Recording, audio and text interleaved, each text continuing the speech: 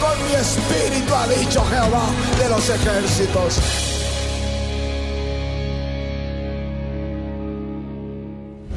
À la croix du calvaire, Jésus n'est pas seulement mort pour nos péchés, mais il l'a fait aussi pour nous guérir de toutes nos douleurs. Par sa mortisseur, nous avons été guéris. Et voici, une femme cananéenne qui venait de ces contrées lui cria « Seigneur, fils de David, aie pitié de moi.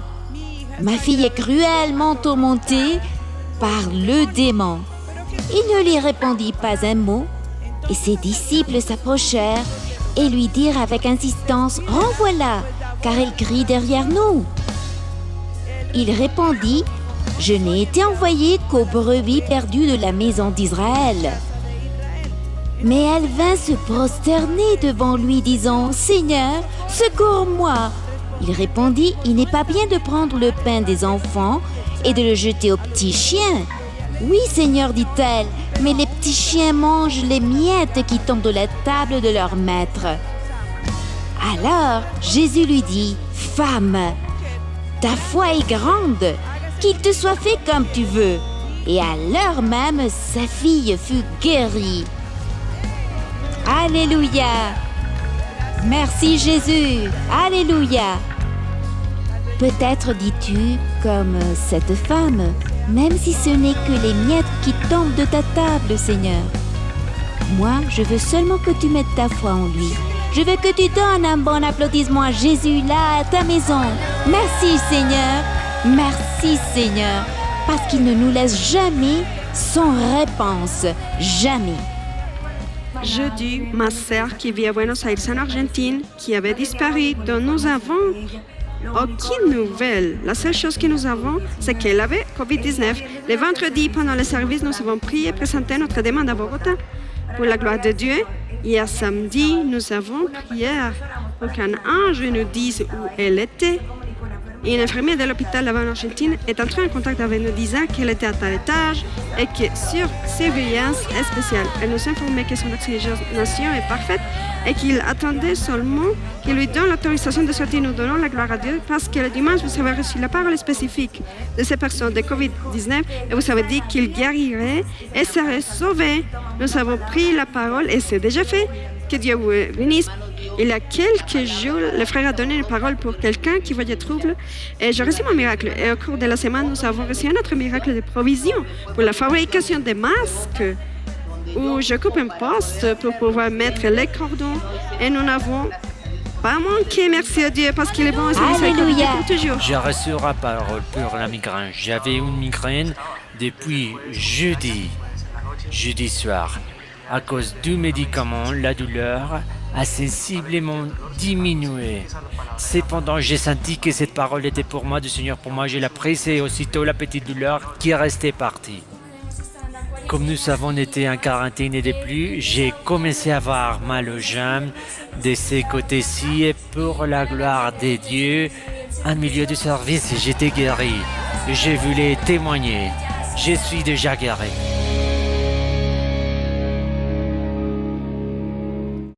Si tu désires connaître plus de Jésus, savoir ce qu'il a fait pour toi et ce qu'il pourrait faire pour ta vie, alors prête une grande attention aux paroles suivantes.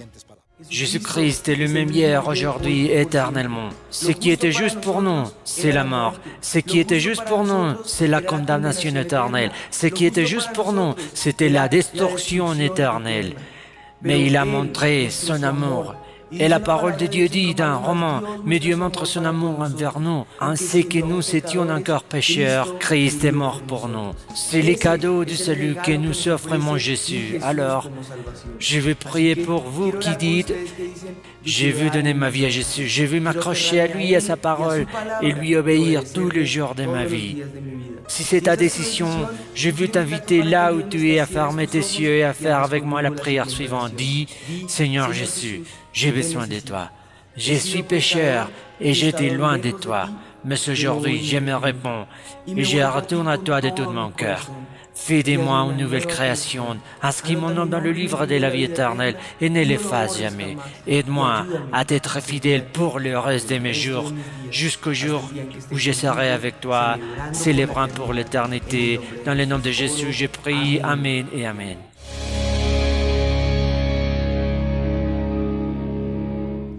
Dans ce qui suit, tu écouteras une puissante prédication qui édifiera ta vie et te donnera la conviction dans ton âme que le Seigneur combattra toujours pour toi.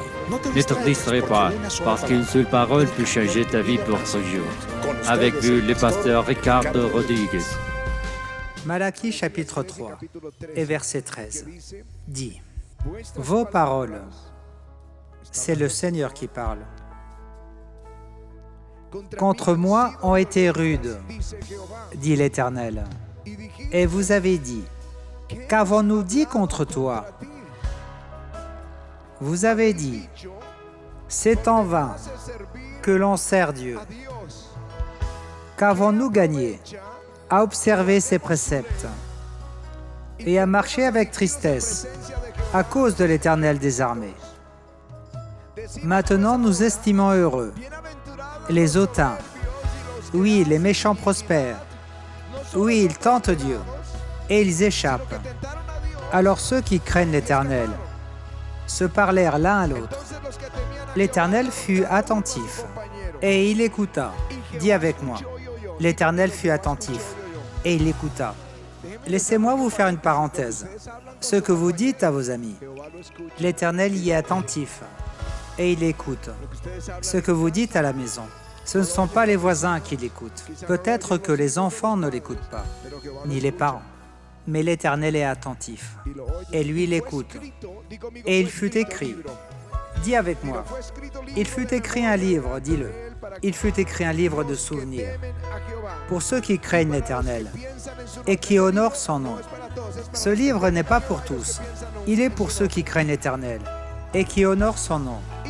Ils seront mon trésor particulier, dit l'Éternel des armées. Au jour que je prépare, j'aurai compassion d'eux, comme un homme a compassion de son fils, qui le sert. Et vous verrez de nouveau la différence entre le juste et le méchant, entre celui qui sert Dieu et celui qui ne le sert pas. Car voici le jour vient, ardent comme une fournaise. Tous les hautains et tous les méchants seront comme de la chaume. Le jour qui vient les embrasera, dit l'Éternel des armées. Il ne laissera ni racine ni rameau. Mais pour vous, qui craignez mon nom, se lèvera le soleil de la justice, et la guérison sera sous ses ailes. Vous sortirez et vous sauterez comme des veaux de l'étable, et vous foulerez les méchants, car ils seront comme de la cendre sous la plante de vos pieds. Au jour que je prépare, dit l'Éternel des armées. Alléluia! Alléluia!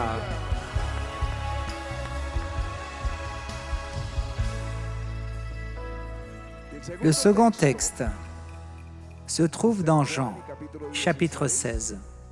C'est seulement un texte pour ministrer la vie de chacun, l'Esprit du Seigneur. Dans le verset 16, dit « Encore un peu de temps, et vous ne me verrez plus. Et puis encore un peu de temps, et vous me verrez, parce que je vais au Père. » Là-dessus, quelques-uns de ses disciples dirent entre eux, « Rappelez-vous qu'il écoute. Ce que nous disons les uns aux autres, c'est ça qu'il nous dit. Encore un peu de temps, et vous ne me verrez plus. Et encore un peu de temps, et vous me verrez, parce que je vais au Père. » Il disait, « Que signifie encore un peu de temps? Nous ne comprenons pas. De quoi parle Jésus? » Sachant qu'il voulait.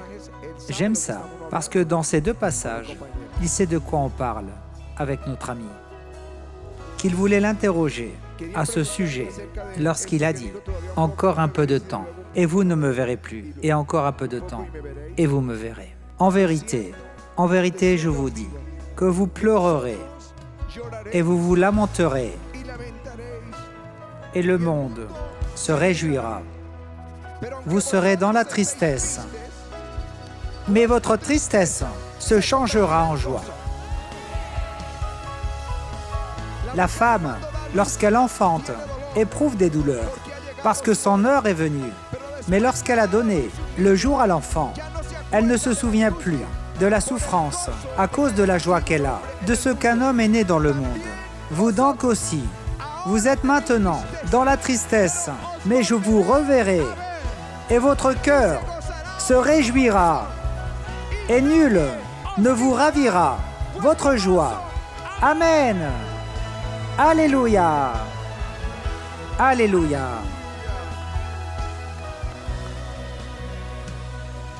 Amen. La description du prophète Malachie. Ce dont il parle, c'est ce que disent ses enfants. Ici, il ne parle pas du monde. Le monde dit des atrocités contre Dieu, des atrocités contre les serviteurs du Seigneur, des atrocités contre l'Église. Mais ici, il parle à toi, aux enfants de Dieu. Parce que certains se demandent, est-ce que ça vaut la peine de servir le Seigneur? D'autres se demandent, en quoi cela nous sert-il de garder ses commandements? Nous voyons les impies, les orgueilleux, qui prospèrent et défient Dieu et s'échappent. Alors le Seigneur leur dit, écris-le dans un livre. J'aime les livres de Dieu, dans la Bible. J'aime quand il dit, écris-le dans un livre. Il a dit la même chose au prophète Habakkuk. Il y avait tant de méchanceté entre les nations. Il se plaignait. Et le Seigneur lui dit, je ferai une œuvre dans vos jours que vous ne croiriez pas si on vous le disait. Il parla d'un jugement. Et le prophète dit, j'étais à mon poste et sur ma forteresse, mon pied était ferme et je veillais pour voir ce que l'Éternel me dirait et ce que je répliquerais après ma plainte. L'Éternel lui dit, écris la vision, écris-la, grave-la sur les tables pour que celui qui la lira court et qu'on la lise en lui, même si la vision tarde. Encore un peu, elle marche à son terme et elle ne mentira pas. Si elle tarde, attends-la, car elle s'accomplira, certainement. Elle ne tardera pas. Alléluia. Dieu dit, écris-la pour que tu saches ce qu'il va faire. Cette nuit, c'est une nuit pour l'écrire. Il l'a dit aussi à Jérémie.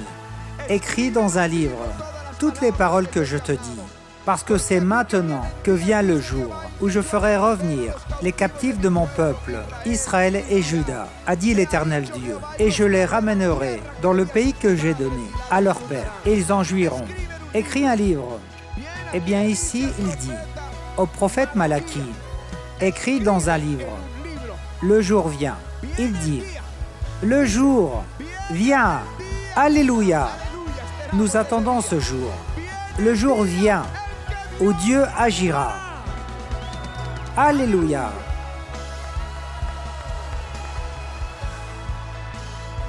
En ce jour,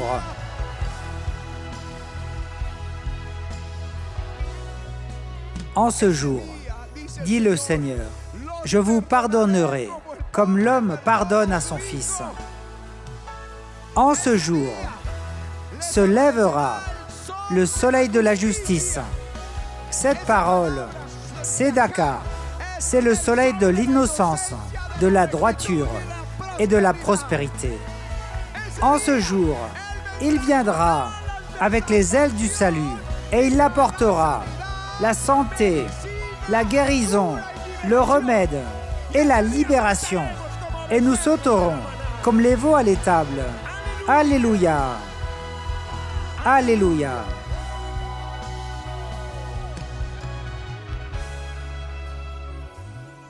Israël, c'est ce que signifie un jour comme cela. parce qu'ils ont aussi eu des jours d'angoisse. Lorsque vivant en Égypte, le cœur de Pharaon changea et cessa de les aimer, de les regarder, de les protéger. Il devint leur ennemi.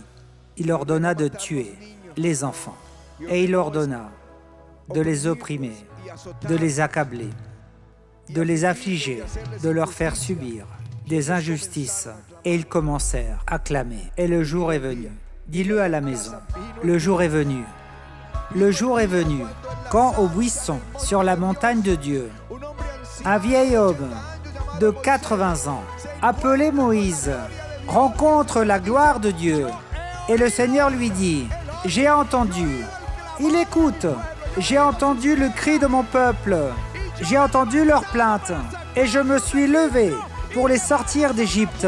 Et je les emmènerai dans une bonne terre, où coule le lait et le miel. » Alléluia. Et le jour arriva.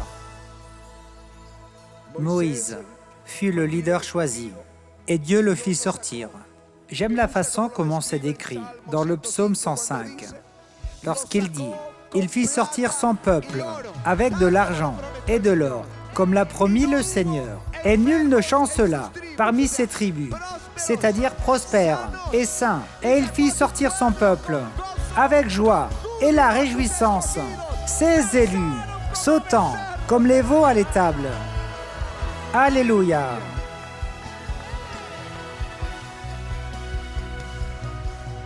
Dieu a agi. Le jour arriva quand Dieu a agi. Maintenant, ceci est une ombre des choses à venir. C'est pourquoi il est le dernier prophète, celui qui annonce que le jour arrive. Le jour vient où Dieu répondra et il vous pardonnera, comme le Père pardonne à son Fils. Le jour vient où Dieu vous fera justice, où Dieu vous donnera la guérison et où vous sauterez comme les veaux à l'étable.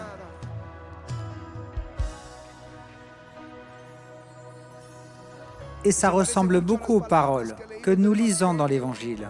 Cela s'est passé, et que pour nous aujourd'hui, ce serait le jeudi saint. Cette nuit-là, ses disciples étaient avec lui, et pendant qu'il parlait de beaucoup de choses, il leur lava les pieds, pria pour eux, il leur parla de la véritable vigne, il leur parla du Saint-Esprit qu'ils devaient recevoir. Mais il leur parla aussi, « Vous n'allez plus me voir, et ensuite vous me verrez. Le monde va se réjouir, le monde va faire la fête, mais le jour vient. Dis-le, le jour vient. Le jour glorieux vient. Alléluia. En vérité, je vous dis, vous pleurerez et vous vous lamenterez, et le monde se réjouira. Vous serez dans la tristesse, mais votre tristesse se changera en joie. Alléluia.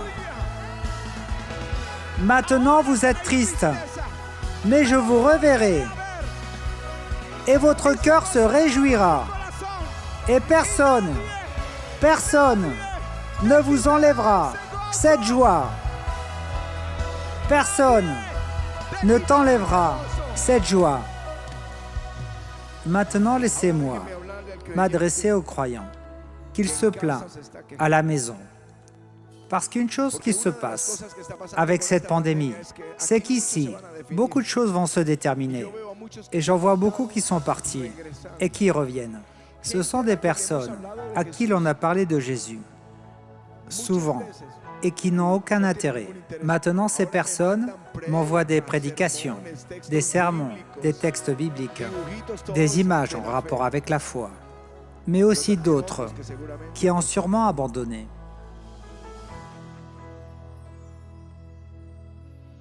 Mais je veux parler aux croyants qui se plaignent.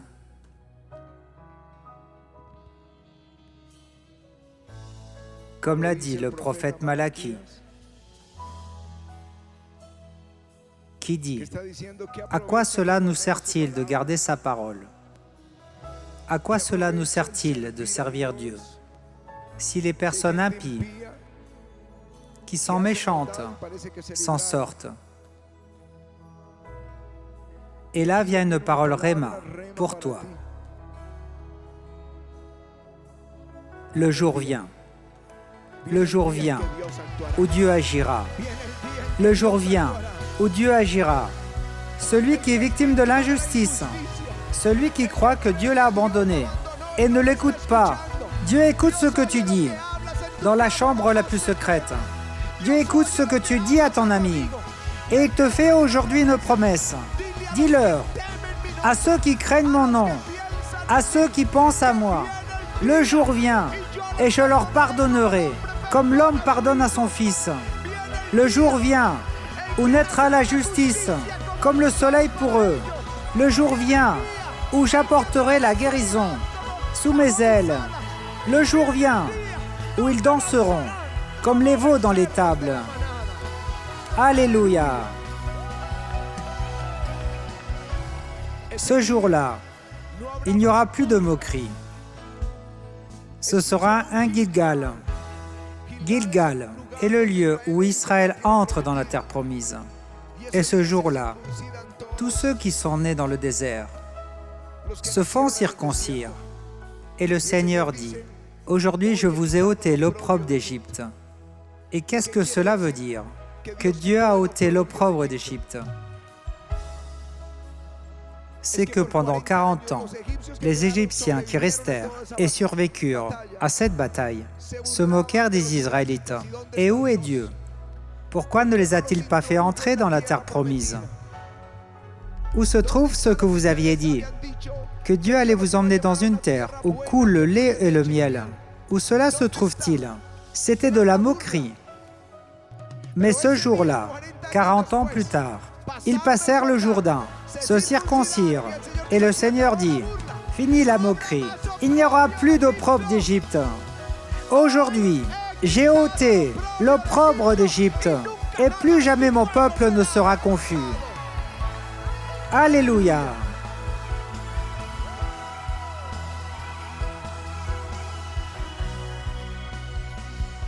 Peut-être qu'aujourd'hui on se moque de toi chez toi, à cause de ta foi. Peut-être tes amis se moquent de toi, tes voisins. Là, dans le confinement, dans cette quarantaine, ils peuvent se moquer de ta foi. Mais laissez-moi vous dire, le jour vient où Dieu ôtera l'opprobre de son peuple. Aujourd'hui, les micros des médias de communication se moquent de l'Église. Mais le jour vient. Notez-le et écrivez-le, parce que le jour vient où Dieu fera justice. Et jamais plus, nous ne serons confus. Alléluia.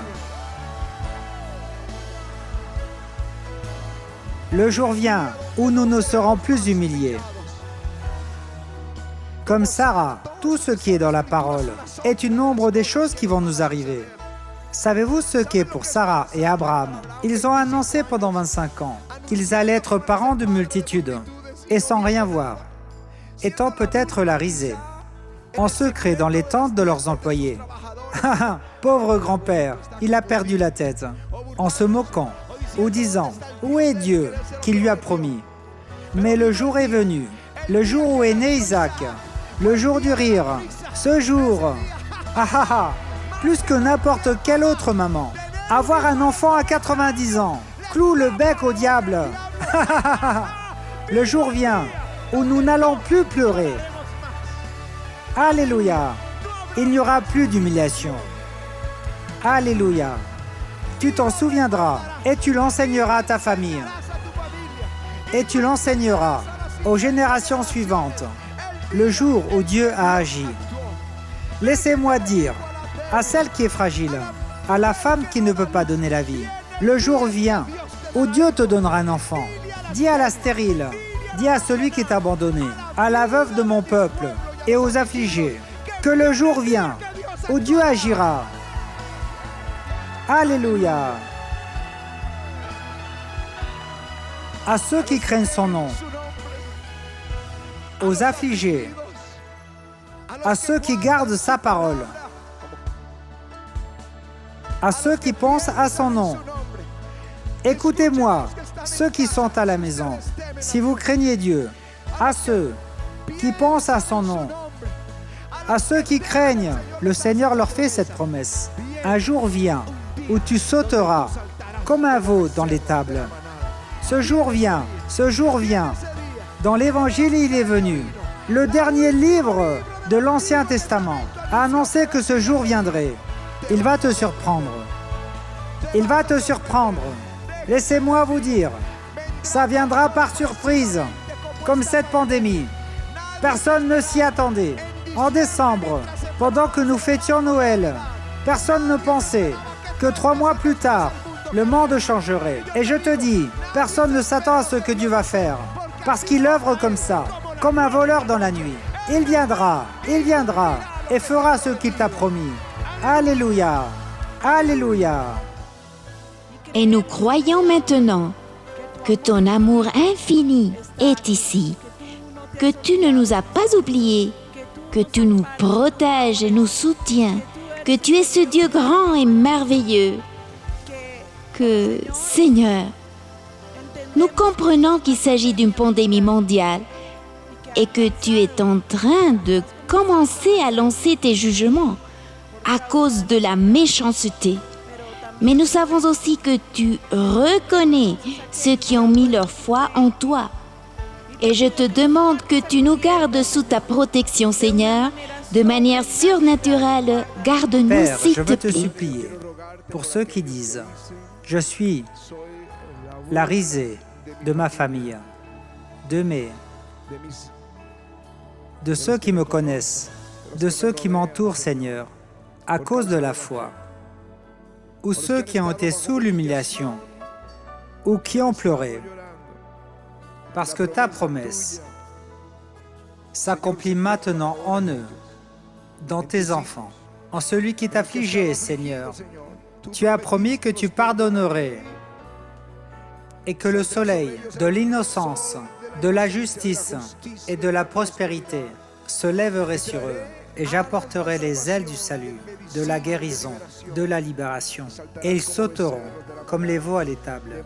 Lève-toi, Seigneur, et combat pour tes enfants, pour celui qui est victime de moquerie ou d'humiliation, celui qui pleure. Aujourd'hui, Seigneur, console-le. Dans le nom de Jésus, nous te le demandons, Seigneur. Recevez cette onction. Dieu va faire quelque chose en toi. Dieu va faire quelque chose. Reçois cette parole qui a été prêchée aujourd'hui. C'est pour toi. Et maintenant, demande l'onction sur ta vie, parce que tu vas le voir. Tu vas le voir. Tu vas le voir. Dans le nom de Jésus.